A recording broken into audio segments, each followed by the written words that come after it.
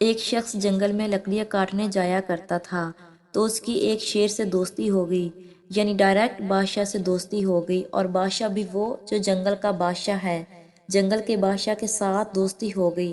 اب وہ لکڑہارا غریب آدمی تھا، لکڑیاں تو کاٹنی ہوتی تھی۔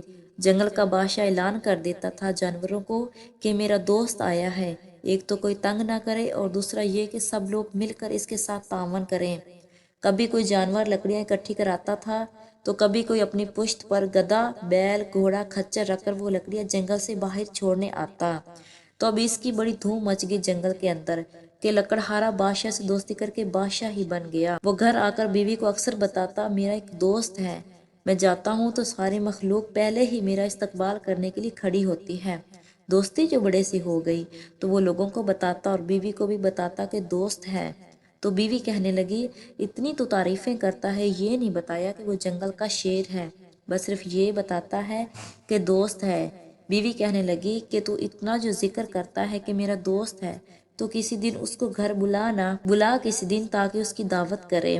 اس نے پھر بھی پردے میں رکھا کیونکہ وہ اپنی بیوی کو سرپرائز دینا چاہتا تھا، نہیں بتایا کہ وہ شیر ہے۔ تو پھر اس کو گھر بلایا تو اس کے لیے لکڑہارا کچا گوشت لے کر آیا۔ ظاہر ہے شیر نے کچا گوشت ہی کھانا تھا۔ وہ کہنے لگی، پکانا کس طرح ہے؟ تو لکڑہارے نے کہا کہ جب میرا دوست آئے گا تو میں بتا دوں گا۔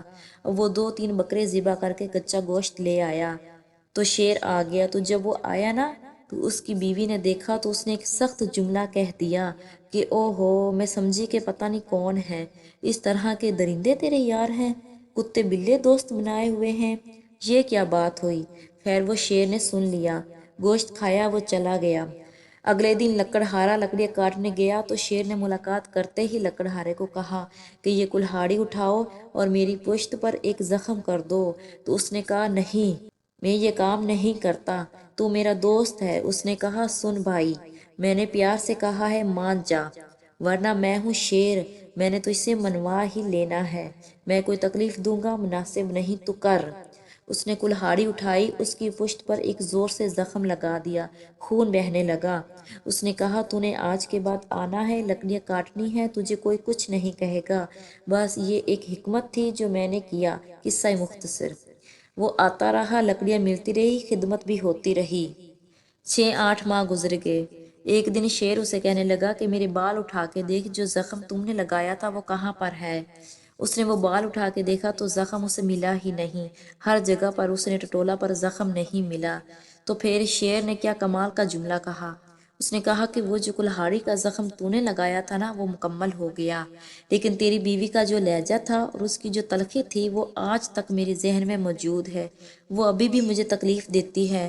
یہ بات میں سوچتا ہوں کہ اس نے مجھے درندہ کہا، اس نے میرے بارے میں اتنے کچے، کمزور اور سخت جملے کہے، وہ بات مجھے نہیں بھولتی، وہ آج بھی میرے ذہن میں ہے۔